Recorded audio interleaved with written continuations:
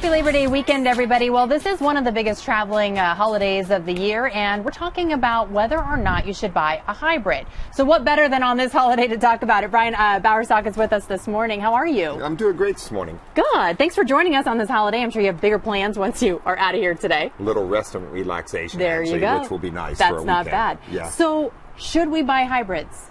Well, it depends on your scenario. So it's different for everybody. Now, a hybrid can cost between $2,000 and $12,000 more, depending on the make and model and things like that. So what you have to make a determination on is, will you recoup that money if you spend the extra money? Now, we do know that hybrids get a lot better gas mileage, correct? Right. Okay, so what we found out is if you're going to do an extended amount of driving and keep the vehicle for at least 5 years, you could recoup that money and save quite a bit above it.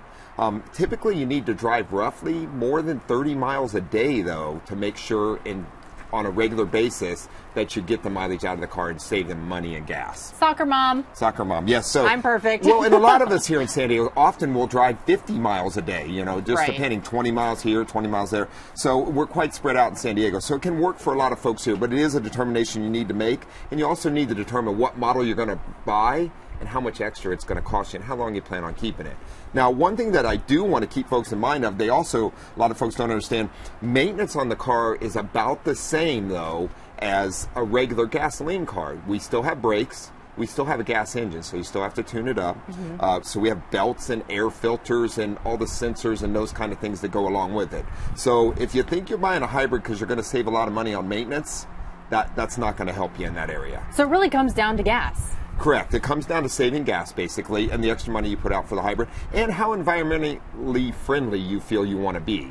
One thing I will tell you, a big expense that doesn't come with a normal car that can come with a hybrid, if you keep it for an extended period of time and the hybrid battery fails or some of the hybrid system fails, it can be a very expensive repair. Some cars, such as we have a Nissan right now, it's a $4,000 battery to put in a car to replace it. So that's like replacing an engine on a normal car, right. or more.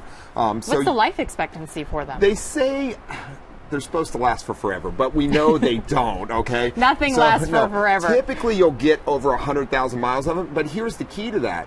If you don't drive the car enough, the battery can fail early. So you need to really be using a hybrid car, keeps the battery charged, keeps it doing what it's supposed to do, and therefore you'll get the most life out of the battery as possible. Is it similar? Now, I've never driven a hybrid, so is it similar to your cell phone, where as you've had it for a little while, the battery starts running down much quicker than when you first got the phone? That's a great question, because that happens with all cell phones, right? Right.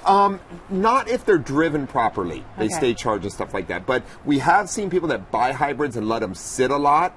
The batteries tend to fail early. So that'd be kind of like, I don't know about your cell phone, but my point to that is, yes, they have to be operated properly, and if they are used regularly the way they made them to be used, then usually you'll get over 100,000 miles out of a battery. All right. So a year into it, I'm not going to have to race to a friend's house and get there in 10 minutes in order to survive battery. That would be really bad. Yeah, okay. Good to know. Great to know. But yes, so my point to this is, in San Diego, a lot of us could use a hybrid. A lot of us could save money, but you do need to drive it. You need to use it. And you just need to pencil it out and figure out, is a hybrid right for you or is it not right for you? And still, don't forget, you need to keep up on the maintenance on it like any other car. Right.